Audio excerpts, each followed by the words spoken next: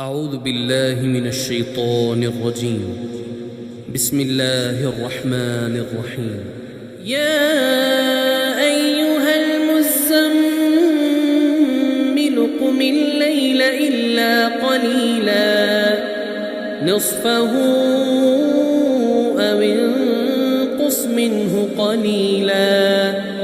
أو زد عليه ورتل القرآن ترتيلا إنا سنلقي عليك قولا ثقيلا إن ناشئة الليل هي أشد وطئا وأقوم قيلا إن لك في النهار سبحا طويلا واذكر اسم ربك وتبتل إليه تبتيلا رب المشرق والمغرب لا إله إلا هو فاتخذه وكيلا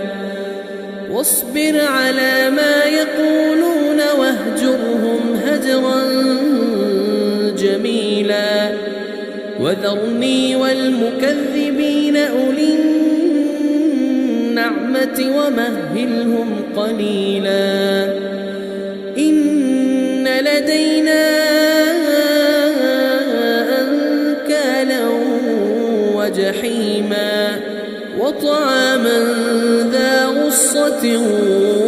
وعذابا أليما يوم ترجف الأرض والجبال وكانت الجبال كثيبا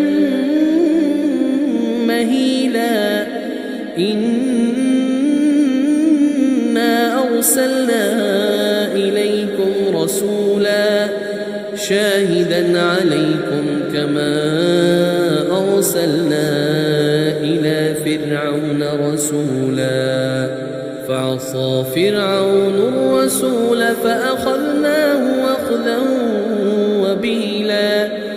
فكيف تتقون إن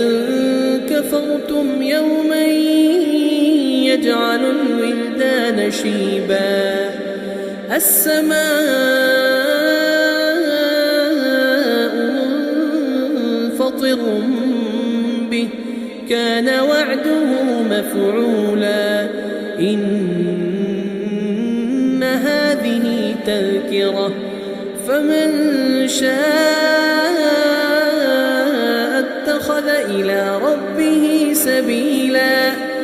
إن ربك يعلم أنك تقوم أدنى من ثلثي الليل ونصفه وثلثه وطائفة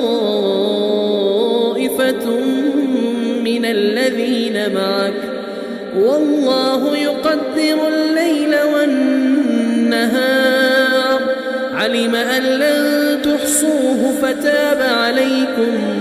علم أن لن تحصوه فتاب عليكم فاقرؤوا ما تيسر من القرآن علم أن سيكون منكم مرضى وآخرون يضربون في الأرض يبتغون من فضل الله وآخرون يقاتلون في سبيل الله فاقرؤوا ما تيسر منه وأقيموا الصلاة وآتوا الزكاة وأقرضوا الله قرضا حسنا وما تقدموا لأنفسكم من خير تجدوه عند الله هو خيرا وأعظم أجرا واستغفروا الله